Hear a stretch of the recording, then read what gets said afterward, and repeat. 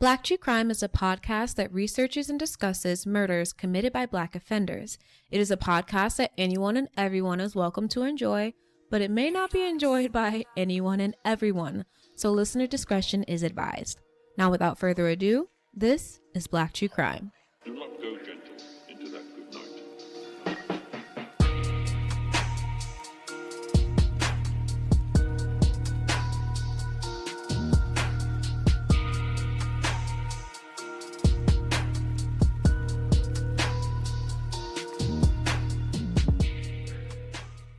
Hello, everyone. Hi, guys. What's going on? I'm Kayla. And I'm Kristen. And welcome to Black True Crime. If this is your first time here at the show, welcome and hello. What it do? We're really excited today for this case. Well, I'm speaking for myself because I know what's really going down. And Kristen I never doesn't know anything. Per usual, and this case is going to infuriate you. So everyone, please just prepare yourselves, and it's going to be fun. Kayla, can I just say you're giving like news anchor, like, hello, this is CNN. My name is Kayla. And I'm here for it. It's because it's like the side swoop It's thing. definitely the side swoop. Yeah, it's giving something. Yo's part is all the way over here. It's not a side part. It's the whole front row. It's just swooped over. I didn't have time to put my lace down all the way. All of my business. Swooped it over. Period. Listen, It's I'm making you what to do every time. So, before we get started, though, I do want to bring attention to something that we don't really bring attention to a lot of the negative stuff, guys. But if you're on Instagram with us, you saw that somebody said some slick things in a 5-star review that they gave us. So I just want to kind of go over it with you guys and address something, because I don't want anyone listening to the show to expect anything that they shouldn't. So this was the post. I love y'all in this podcast. I love the stories and the Black history segments. I can't keep giving y'all a pass, though. Please educate yourselves on PTSD, see PTSD in a trauma-informed approach. You all seem very tone-deaf and unaware. Well, So I considering I don't even know what CPTSD is, maybe I am tone deaf. What does that even mean? What I do want to just say is that we have not created this show to counsel anyone, to act like we know anything about mental health that we don't know. Anything that I share on this show, I've looked up, and I want to share with you guys because we do think mental health is important, and we talk about that a lot here. To be fair, I don't even know what a trauma approach means. I'm not going to go too much into it. All I'm saying is we're here to have fun and, talk about true crime and stuff. I just don't want you coming on this show expecting something that you shouldn't, and something that we've never said that we would be giving, which is professional advice. Period. So our email is blacktruecrimepodcast@gmail.com. You can send us an email if you want to just discuss a little bit further what upsets you so much. Yes, friend, DM us next time you have a problem. Thank you for educating us, even though I still don't know what CPTSD is, but I will look it up. Thank you for the 5-star review. However, don't throw shade while showing love. It's not going to be perceived well. So, and that goes for everyone in the future. Sorry to even give this life, but I just want you guys to know and be aware. We are not licensed professionals. We do not know what to say in a scientific approach. Please don't come here expecting it. Period. Love you. Love you. Okay. Are you ready, sister, to get started? Let's get into it. All right. On this show, we love to remind you guys to be safe, to protect your peace, and to protect your space, so we don't have to cover your case. Well, this week's episode may traumatize you into reconsidering ever letting anyone in your space again. Join us as we discuss one of the most cold-hearted killers I've ever researched, Lawrence Banks. And thank you, Ms. Kia Nicole, for recommending this case. So Lawrence Banks was born on June 7th, 1953 in Baltimore, Maryland. We all know Baltimore. Shout out to Baltimore. Kristen, what happened in Black history in 1953? Okay, y'all, let's get into it. So 1953 was a time directly after what I'm going to be speaking about. It was a year after, so this is still like the climate in Baltimore at the time. And this is the pursuit of desegregation of the arts. So there was this like major theater called Ford's Theater in downtown Baltimore on Fayette Street. And starting in 1947, this group of Black college kids from Morgan State College started to basically boycott and picket the Ford's Theater because they were still having segregated seating. So at this point, they were allowing Black performers to act at Ford's Theater, but they were still having a segregated seating policy, much like other theaters in the area. So a group of Black college kids was like, this is not cool. Like, we're paying the same money that everybody else is paying to come to this theater, but yet we have to go find our seats up in the nosebleed sections of the second balcony.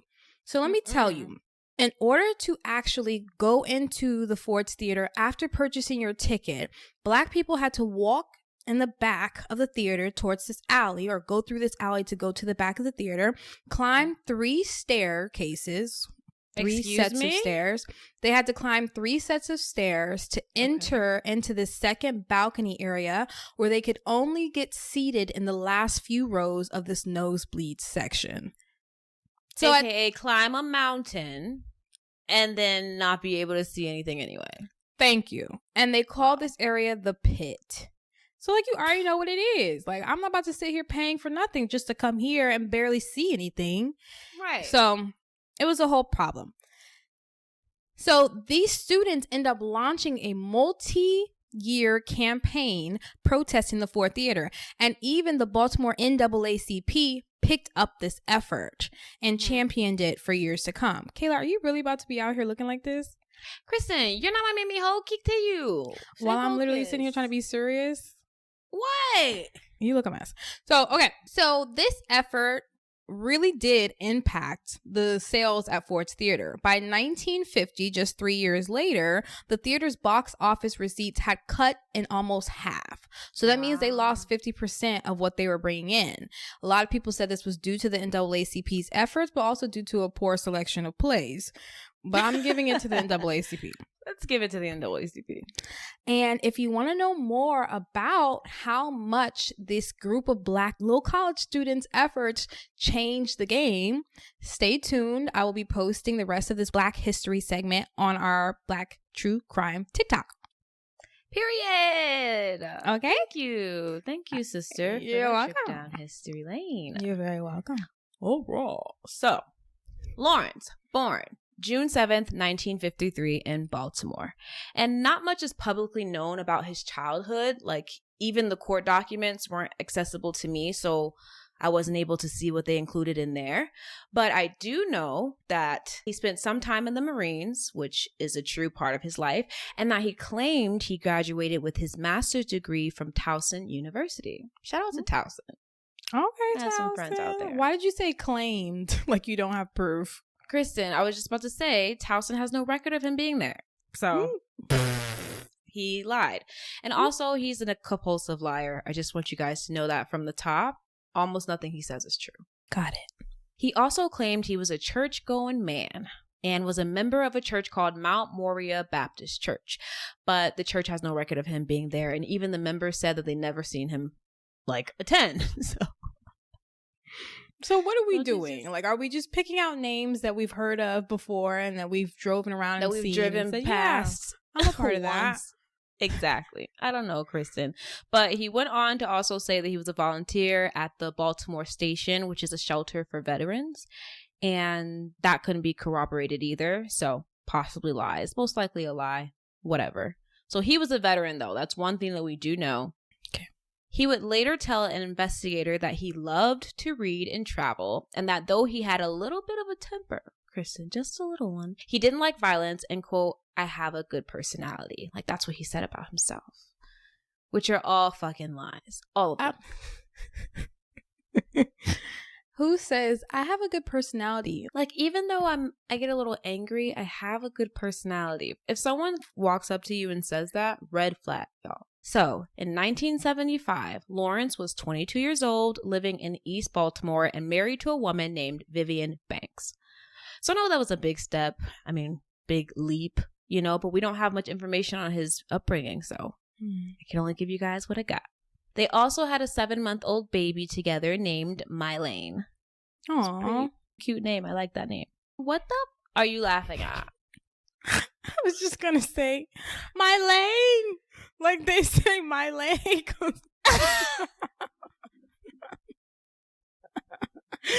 I cannot. Okay, I'm really trying to reduce my shenanigans to a minimum. Me too. That was a great joke. Love that so much. Thank you. Just get the lightheartedness out now because we're not going to have too much of it in this episode. Right. So it was around Christmas time. It was a few days after Christmas when Vivian was rushing her baby to the emergency room. No. When they arrived, Mylene had to receive 24 stitches to her head. Kayla, what the F happened?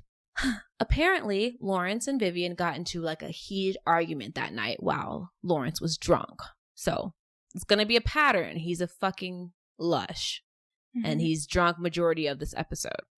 He then said he was going to do something to the baby that they'd both regret. And then Lawrence threw Mylene out of a glass door. Like threw her through the door. But this is what I'm saying. Like, it takes a special type of person to hurt a baby. Yep. Especially a young baby, a 7-month-old baby. And I want to put up these hands. Give me 5 minutes with him. Give me 5 Just minutes 5. Like, are you kidding? So the attack was reported, rightfully so, thank God. And so police arrested 22-year-old Lawrence for assault with intent to disfigure. No. Well, in my opinion, from the statement that he made, like saying, hey, I'm going to do something to the baby that we're both going to regret, they could have booked his ass on attempted murder. Thank you. Sure. And you flinging a 7-month through a glass window, you think they're going to survive? No. Exactly. And other people heard him say it too. That's why I was like, it's not just Vivian's, claims. So although Lawrence was arrested, he did receive a bail, which he posted and was right back on the streets while he waited for trial, for the assault. And this scared Vivian, which is like, duh. So she told police that she feared him. Like, she actually went and told them, and she said, I feel like he's going to kill me and my children. Because Vivian and Lawrence had 2 children together. They had a son named Lawrence Jr., and then they had Mylene. Okay. But her cries went unheard, and while Lawrence was out on bond, Vivian's severely decomposed body was found in the closet of her East Baltimore apartment. I don't have any words, sorry. We've seen this before, where they've tried to go to police doesn't do a doggone thing, and then boom, someone's dead. Yep. I hate this fucking song. And this is the same apartment that she shared with Lawrence before he got locked up for a little bit. And because Vivian's body wasn't discovered for weeks, the examiner couldn't even tell how she was murdered. Wow. Well, see how I just said murdered? Because I know she was murdered, Kayla, and the detectives... Kayla, did she just climb into the closet and then suddenly died? Thank you.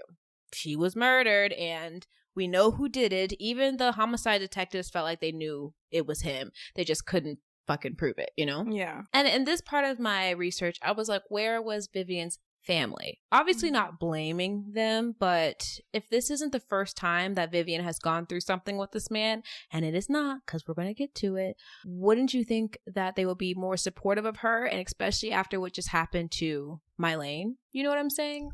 That part, like, even if Vivian put herself in that position, it's like, okay, like, I can see them saying, well, we tried to have sympathy for you, but you keep going back. But now there's a 7-month-old baby that's in the hospital.